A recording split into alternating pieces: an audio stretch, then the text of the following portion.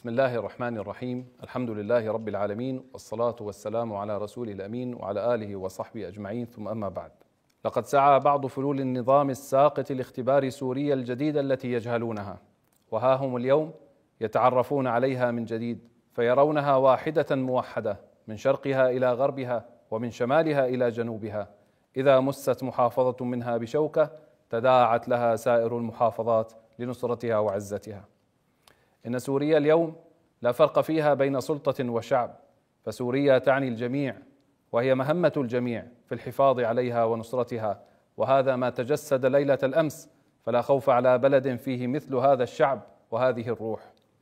يا أيها الفلول، إننا في معركة التحرير قاتلناكم قتال الحريص على حياتكم رغم حرصكم على مماتنا، فنحن قوم نريد صلاح البلاد التي هدمتموها، ولا غاية لنا بدماء أحد.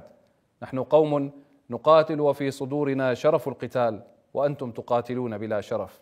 وليس بالغريب عنكم ما فعلتموه، فقد أوغلتم بالدم السوري خلال عقود من الزمن، ولا زلتم على نفس نهجكم رغم تغليبنا لحالة العفو تجنبا من الوقوع بمثل هذا المشهد. وإني لأجزم بجهلكم بما نقول، ولكن ما على الرسول إلا البلاغ. إنكم بفعلكم الشنيع بقتل من يحمي سوريا ويسهر لخدمتها واقتحام المشافي وترويع الآمنين قد اعتديتم على كل السوريين، وإنكم بهذا قد اقترفتم ذنبا عظيما لا يغتفر، وقد جاءكم الرد الذي لا صبر لكم عليه، فبادروا إلى تسليم سلاحكم وأنفسكم قبل فوات الأوان. أيها السوريون، قد رأى العالم لهفتكم على بلدكم وحبكم لها وشعور الانتماء إليها، وهذا ما يليق بكم وبأصلكم، فبغير هذا الحب لا تبنى الأوطان.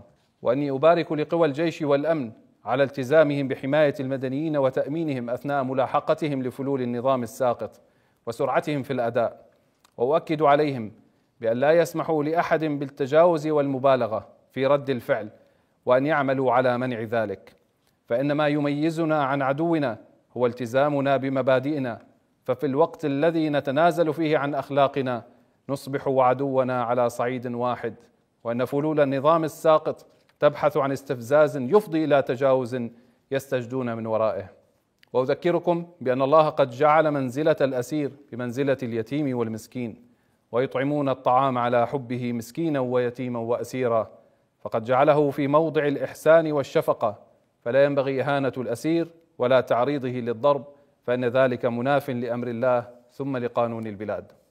وختاما، سنبقى نلاحق فلول النظام الساقط من أبى إلا يستمر في غيه وطغيانه، ومن ارتكب منهم الجرائم بحق الشعب، ومن يسعى منهم إلى تقويض الأمن والسلم الأهلي، وسنقدمهم إلى محكمة عادلة. وسنستمر بحصر السلاح بيد الدولة، ولن يبقى سلاح منفلت في سوريا بإذن الله، وسيحاسب حسابا شديدا كل من يتجاوز على المدنيين العزل ويأخذ أقواما بجريرة أقوام، فإن أهلنا في الساحل في مناطق الاشتباك جزء من مسؤوليتنا، والواجب علينا حمايتهم وإنقاذهم من شرور عصابات النظام الساقط. ورغم ما تعرضنا له من غدر، فإن الدولة ستبقى ضامنة للسلم الأهلي ولن تسمح بالمساس به على الإطلاق. وأطالب جميع القوى التي التحقت بمواقع الاشتباك بالانصياع الكامل للقادة العسكريين والأمنيين هناك، وأن يتم على الفور إخلاء المواقع لضبط التجاوزات الحاصلة، وليتسنى للقوى الأمنية والعسكرية إكمال عملهم على أتم وجه. سوريا سارت إلى الأمام ولن تعود خطوة واحدة للوراء، فاطمئنوا عليها، فهي بحفظ الله ورعايته. الرحمة للشهداء، وأسأل الله أن يتقبلهم في هذا الشهر الكريم، والحمد لله رب العالمين، والسلام عليكم ورحمة الله وبركاته.